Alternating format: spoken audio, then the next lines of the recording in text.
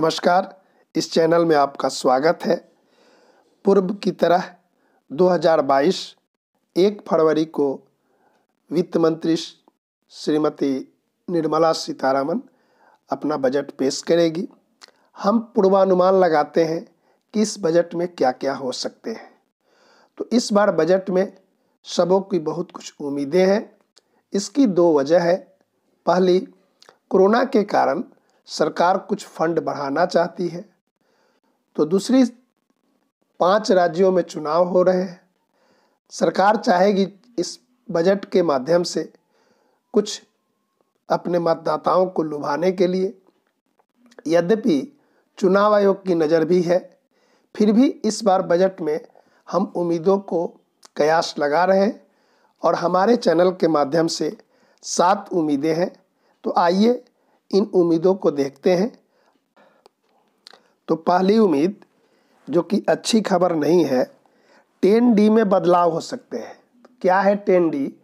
जो बीमा हम कराते हैं, तो जो बीमा की राशि होती है उस पर अगर 10% से कम के किस्त होते हैं तो उस परिपक्वता राशि पर 10D के तहत लाभ मिलता था। तो उम्मीद की जा रही है कि ये 10D के लाभ में बदलाव होंगे, अर्थात जो आयकर की छूट मिलती थी वो छूट नहीं मिलेगी। अगर यह बदलाव होता है तो परिपक्वता राशि पर भी हमको कुछ टैक्स देने पड़ सकते हैं। तो यह लाभ हमारी जाने वाली है, तो यह हमारे लिए अच्छी खबर नहीं है। ये था 7वां उम्मीद। अब आते हैं 6 नंबर पर।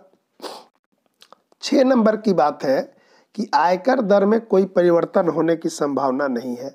यदि आप उम्मीद लगा रहे हैं कि आयकर के दर में कोई परिवर्तन होगा, तो इसकी उम्मीद बहुत कम है, क्योंकि पिछले बार ही 2 विकल्प देकर परिवर्तन कर दिए गए हैं। तो इस बार के बजट में इसकी उम्मीद कम है। तो ये दो जो खबर थी, आप उम्मीद कीजिए, ये अच्छी उम्मीद नहीं है। ये नहीं हो तो अच्छा है। हम आते हैं अब लाभ क्या क्या हो सकते हैं, उसके लिए 5 उम्मीद हम कर रहे हैं और उसी पर अब बारी बारी से चर्चा करते हैं। इस बजट से एक अच्छी खबर है बीमा क्षेत्र के लिए कि बीमा क्षेत्र में GST हट सकते हैं। अभी बीमा क्षेत्र में जो हम प्रीमियम देते हैं उस पर GST देने पड़ते हैं।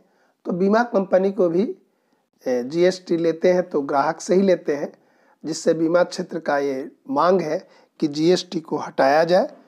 तो उम्मीद कर रहे हैं कि इस बार बीमा क्षेत्र से GST हटेंगे, खास करके मेडिकल इंश्योरेंस के लिए ये ज़्यादा संभावना है।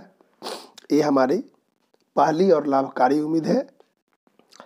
लाभकारी क्षेत्र में सैलरी होल्डर यानी सैलरी जो लेते हैं पर्सन, वेतनभोगी कर्मचारियों के लिए एक अच्छी खबर है कि इस बार उम्मीद की जा रही है कि स्टैंडर्ड डिडक्शन जो मानक कटौती थी 50,000 से 1 लाख बढ़ने की संभावना है।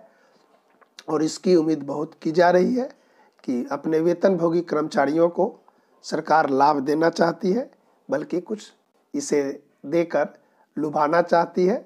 आने वाले चुनाव के दृष्टि से भी ये उम्मीद की जा रही है।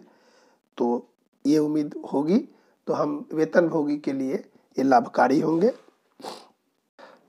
सरकार बजट में बचत बढ़ाने की योजना बना रही है, जिसके तहत PPF यानी पब्लिक प्रोविडेंट फंड में इसकी जो सीमा है अभी वर्तमान में 1,50,000 रुपये है, उसको बढ़ाकर 2.5 से 3 लाख होने की संभावना है। बहुत से क्षेत्रों से इसकी मांग भी हुई है और उम्मीद की जा रही है कि यह क्षेत्र में बदलाव होंगे। यह हमारे लिए अच्छी खबर है। और PPF की तरह ही अन्य क्षेत्रों में भी सरकार बचत को बढ़ाना चाहती है। तो 80C का दायरा जो अभी 1.5 लाख रुपए तक है, इसको बढ़ाकर 2.5 से 3 लाख करने की उम्मीद की जा रही है। और इसमें इस बार जरूर परिवर्तन होंगे, ऐसी सबों की उम्मीद है। और हमारे चैनल के माध्यम से भी यही उम्मीद है कि 80C का दायरा इस बार बढ़ेगा। इस बजट की सबसे खास और सबसे महत्वपूर्ण 1 नंबर इनकम टैक्स बनाम एक्सपेंडिचर टैक्स आजकल अखबार की सुर्खियों में बनी हुई है। आपके भी मन में होता है कि ये क्या है।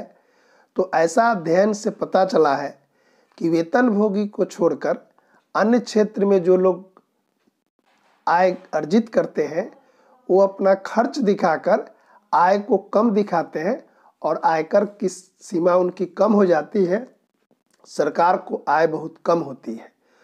तो सरकार की योजना है कि जो हमारे ईमानदार आयकर दाता है उनको कुछ लाभ दिया जाए और जो एक्सपेंडिचर दिखाकर अपना आय कम दिखाते हैं उन पर एक्सपेंडिचर टैक्स लाने की योजना है।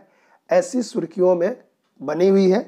मुझे उम्मीद है 1 फरवरी 2022 को जब आप बजट देख रहे होंगे तो इन सारे उम्मीदों को आप देखेंगे, कुछ ना कुछ इसमें ज़रूर इस बार आने की संभावना है।